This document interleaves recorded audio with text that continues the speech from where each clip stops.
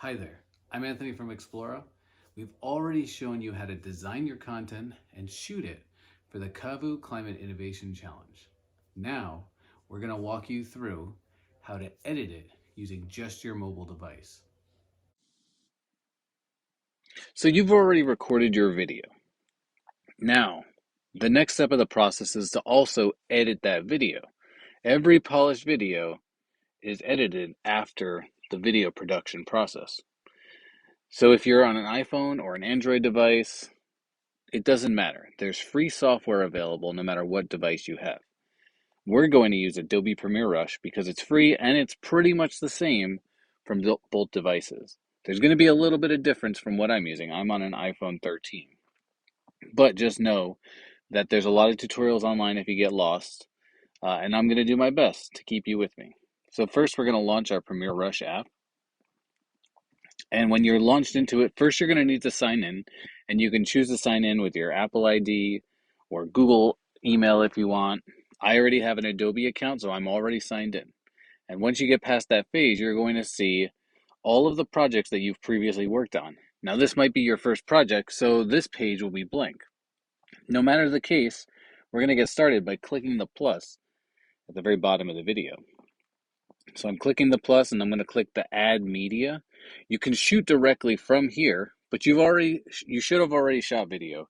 So I'm just going to click add media and then I'm going to click camera roll, and this will load all the previously used footage that I have. You can see pictures that I've taken, you can see all the other videos. So I'm just going to import those three things: my wide, my medium, and close. You notice the numbers 1, 2, 3 pop up. That's going to be important once we import it. The second thing I'm going to do is I'm going to give my project a title. And then I'm going to click create. And it's importing those video footages into my project.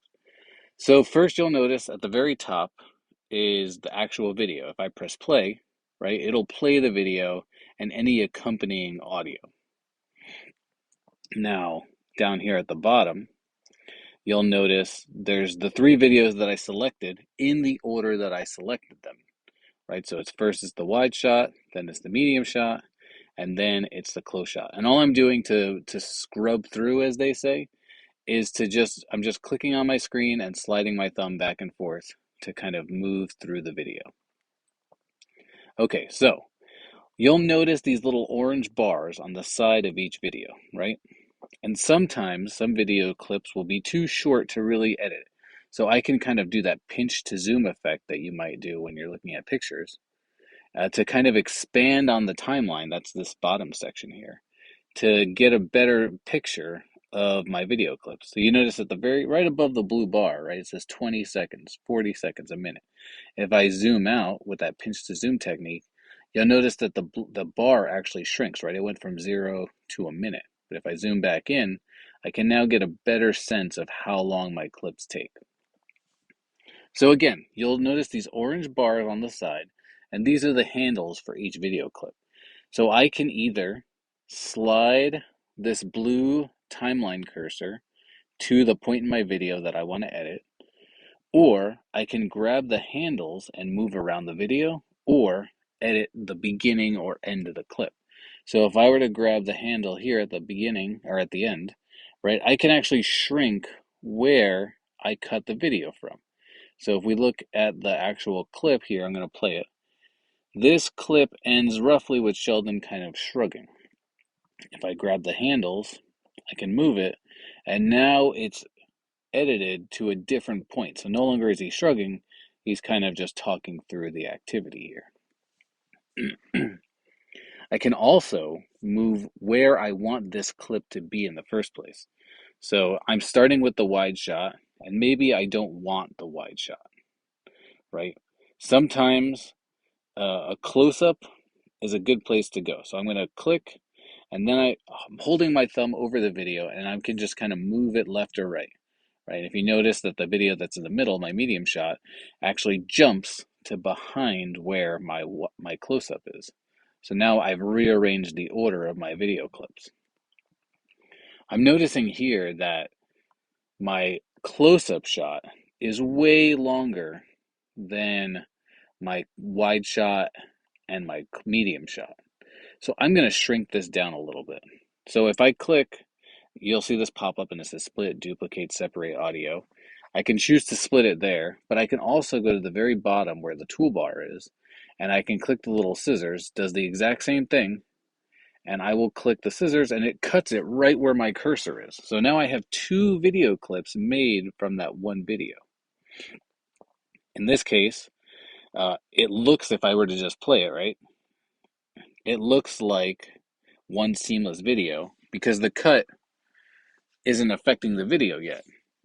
Now, if I were to click the longer clip here, I can click at the very bottom in my toolbar, I can click the little garbage can and actually delete that video.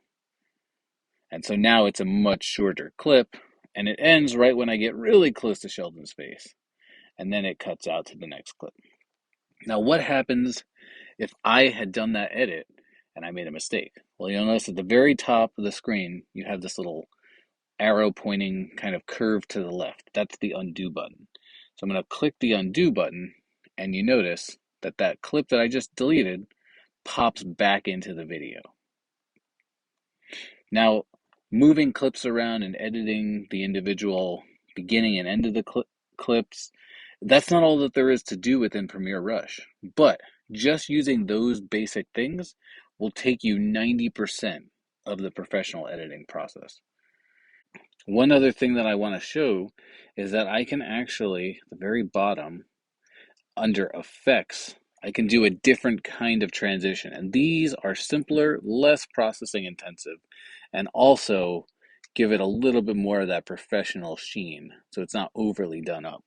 So in this case, I can do at the beginning of this, at the end of this clip, the beginning of the next one, I'm going to click the dissolve effect. And so watch what happens when I do that. I'm going to play the video right at the end.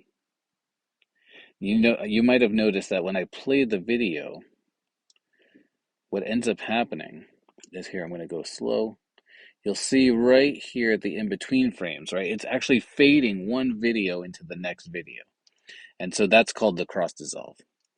Typically, at the beginning or end of a new scene in a movie, you'll see a fade to black or fade out to black or a fade into black. Sometimes you see a fade to white.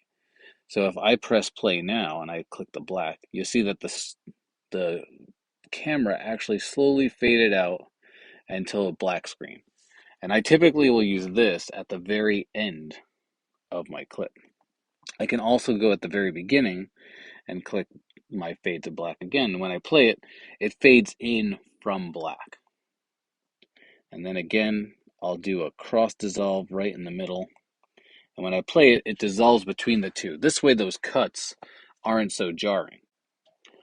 There's a whole lot of features that you can mess with here in Adobe Premiere Rush, and we're only showing you a few things. So take the time to kind of play around, test some different features out, try messing with the speed. Can you mess with the color? Can you add graphics to it? What about audio? Can you mess with the audio? Can you change the pitch? There's so much to do. The best thing to do is just get out there and try it. So watch this video, rewind to see how I've done things, fast forward to skip the sections that aren't so relevant, play around yourself, and come back. Okay, you've done all your edits, and you're ready to export your video, meaning that you need to save it to your device and share it with your judges. At the very top, you'll see a little icon that's a square with like an arrow pointing to the top.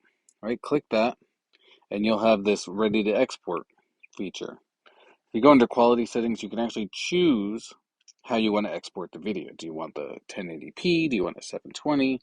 Do you want it not high def? If you choose automatic, most of the time that's good enough. But with these other options, you can specifically pick what you want. In this case, I'm just going to choose automatic because it's pretty self-explanatory, and I don't really have to do any thinking. Once I'm done, I just click export, and I wait for it to export all the video. And that's really all that there is to it. So while my video is exporting, I just want to say good luck with the Climate Innovation Challenge. We wish you the best of luck, and thanks for watching these videos.